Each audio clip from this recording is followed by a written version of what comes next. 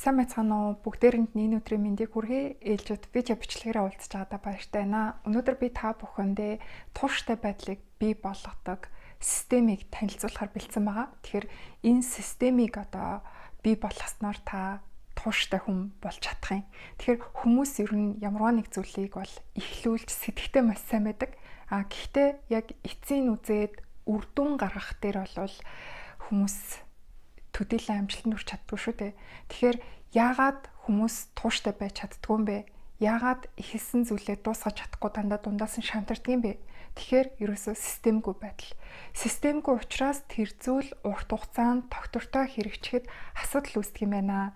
Тэгэхээр энэ тууштай байдлын системийг бүрдүүлдэг 7 хүчин зүйлийг та бүхэн танилцуулъя. Тэгээд та ямарваа нэгэн зорилго өмнө тавьсан бол тэр зорилгын ард заавал ийм тууштай байдлын систем ажиллаж та зорьсон үр дүндээ хүрэх юм.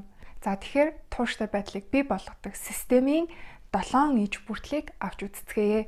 За хамгийн нэгдүгээрх нь хийх ажлын чагсаалт гэж байгаа юм. Тэгэхээр юу хийхээ мэдэхгүй, юу хийх нь тодорхойгүй, өдөр алгон өөр зүйлийг хийгээл мөнгөнал яваад байвал тэр тодорхой үр дүн гарахгүй.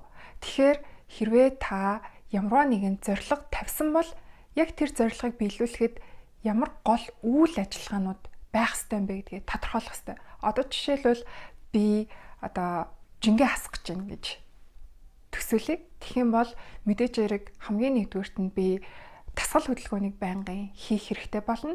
За мөн дээрэс нь би хоол хүнсэндээ анхаарах шаардлагатай болно. Мөн нойр амралтаа зохицуулна гэд яг хийх ажлын чагсаалтанд энэ 3-ыг оруулж өгөх нэ. За дасгал хийн, зөв хооллно, сайн унтаж амарна. За энэ бол миний хийх ажлын чагсаалт гэсэн үг.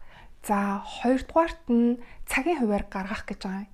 Тэгэхээр хүмүүсийн нийтлэг алдаа бол ямар нэгэн зорилго тавьчаад тэрэндээ цаг хугацаа ерөөсөө зориулдаггүй. Толгоон дотроо бодоол яваад идэг, эсвэл санахаараа хийдэг.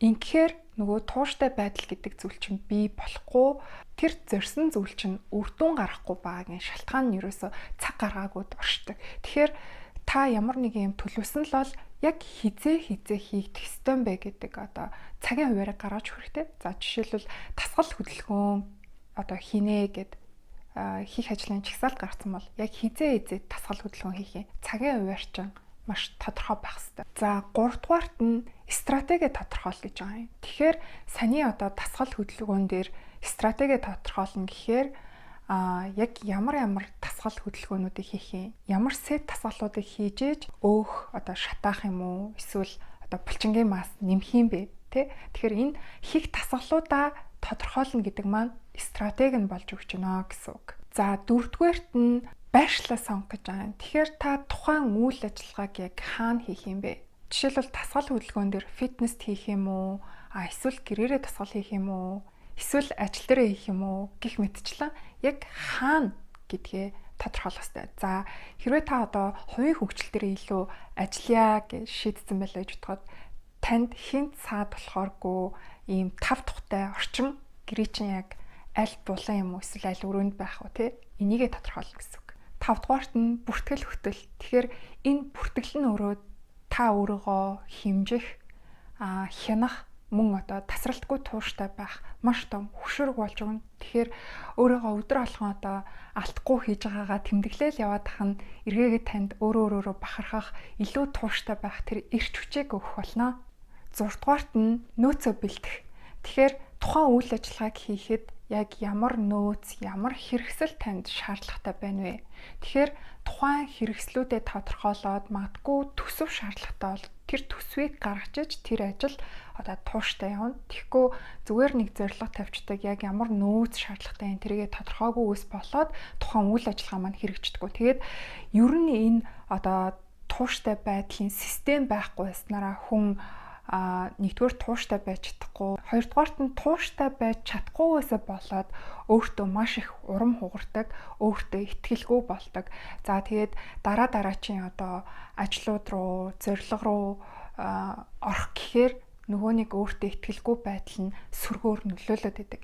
Жижигхэн чамаагүй зорилго тавиад түүндээ тууштай өдөр алган хийгээд явснараа таны өөртөө итгэх итгэл нэмэгдчихэд гэдгээрээ давуу талтай байгаа. 7-дугаарт нь хариуцлагын тогтолцоог бий болгох гэж байгаа. Тэгэхээр хариуцлагын тогтолцоо гэдэг нь юу юм бэ гэхээр та өдөр бүр тэр зүйлээ тууштай тасралтгүй хийсэн үү гэдгийг чинь одоо хянжидаг, тантай мэдээлэл солилцож идэг ийм хүн зайшгүй байх хэрэгтэй. За тэгэхээр манай одоо ментинерийн хувьд бол хувь менторын хөтөлбөрт хамрагдаад бүгд 7 хоног болгон бие даалтуудаа мөн хэрэгжүүлж байгаа үйл ажиллагаануудаа тасралтгүй хуваалцаа явдаг. Мөн сартаа нэг удаа ганцаарчсан уулзалт хийж өнгөрсөн сарынхаа ололт амжилт алдаа оноог ярилцаж мөн эх сараа одоо хамтдаа төлөвлөж энэ сард одоо яг юуг одоо хэрэгжүүлсэн байх юм бэ гэдгээ ярилцаа явдаг байгаа. Тэгэхээр энэ манай хувь менторингийн хөтөлбөр бол яг энэ хариуцлагын тогтолцоог бол бий болгоод өгдөг. Харин таны хувьд бол магадгүй та яг ижил зорилготой найзтайгаа ингээд хариуцлагын тогтолцоог бий болгоод хоёр биендээ ажиллаа тайлагна, хоёр биендээ одоо тухайн 7 хоногийнхоо амжилтыг хуваалцах гэх мэтээр хамтарч ажиллаж болно. Контент маань таалагдсан бол шеэр хийж бусдад түгээгээрэй. За тэгээ миний хувь менторлтын хөтөлбөрийн талаар дэлгэрэнгүй мэдээлэл авахыг хүсэх юм бол энэ тайлбар хэсгээс уншаад үзээрэй. За тэгээд хувь менторингийн хөтөлбөртөө та бүгдийг нь урьж шүү. Баярлалаа.